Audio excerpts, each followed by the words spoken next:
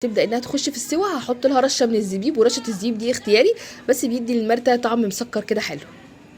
البطوطه هنا زي ما انتم شايفين انا غسلاها ونقعاها في محلول نقع كويس جدا جدا، ودعكاها الاول ببصلايه بملح وفلفل اسود، وسبتها كده حركه يعني ساعتين تمام.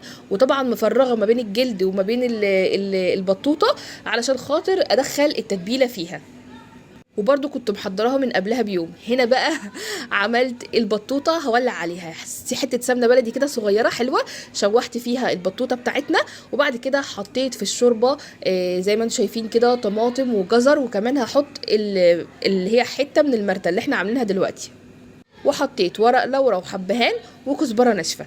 هنا بقى هسيب الشوربه وهاجي بقى اولع على الفراخ.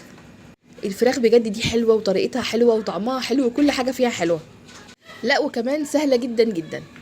هبدا هنا ان انا ارصصها في الصواني تمام، وبعد كده